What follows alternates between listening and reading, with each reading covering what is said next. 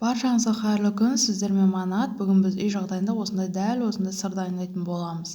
Бізге ең алдымен керектісі 20% қаймақ, 200 грамм қаймақ.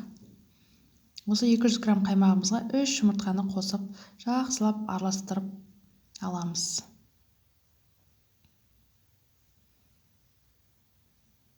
Менің YouTube каналыма жазылып қоңыраушаны басуды ұмытпаңыздар. Менің бұл жерде жұмыртқам үй тауының жұмыртқасы, сондықтан түсі өте сарғыш болып шығады. Сіздердікі ақшыл болып шықса, ол ештеңе етпейді. Дәмді бірдей болып шығады дәмдері. Осылай жақсылап венчиктің көмегімен араластырып дайындап аламыз. Енді бөлек ыдысымызға газға отқа шикі 1 литр сүтті қатты пісірмей, буы шығып қатты қызған кезде осылай жарты шай қасық тұз саламыз. Астын пәсейтіп, орташа отта осы дайын сұйықтығымызды құйып, араластырып құйып аламыз. Егер отымыз қатты болса, ол кезде жұмыртқамыз пісіп кетуі мүмкін. Сондықтан баяу отта осылай қозғай отырып сұйықтығымызды құйып аламыз.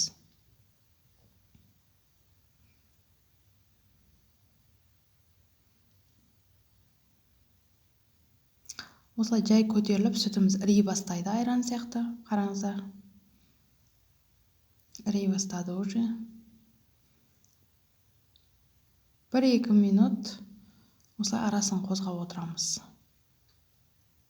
Өйткені сүтіміз толықтай бірдей болып іріуі қажет.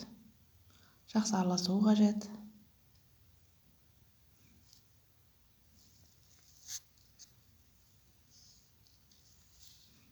Осылай бұрқылдап қайнау қажет.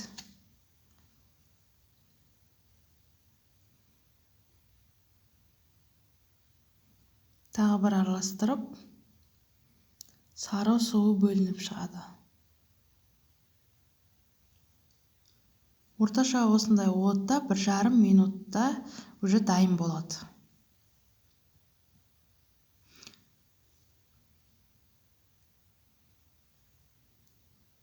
Астын өшіріп, бөлек ыдысымызға марлымызды салып, марлымызды салып, ішіне дайын сырымызды құямыз. Сары суын бөліп алу қажет.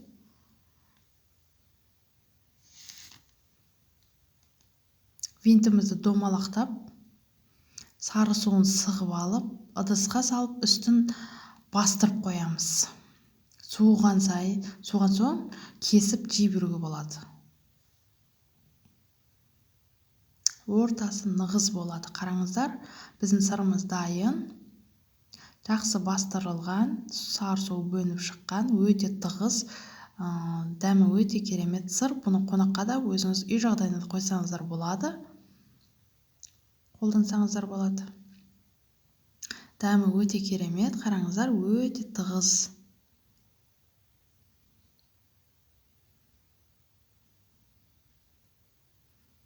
Базарда сатылып алынған сырдан ешқандай кем емес. Қараңыздар, өте керемет шықты. Менің каналыма жазылып, комментарий қалдыруды ұмытпаңыздар. Егер ұнап жатса, лайк басып қойыңыздар.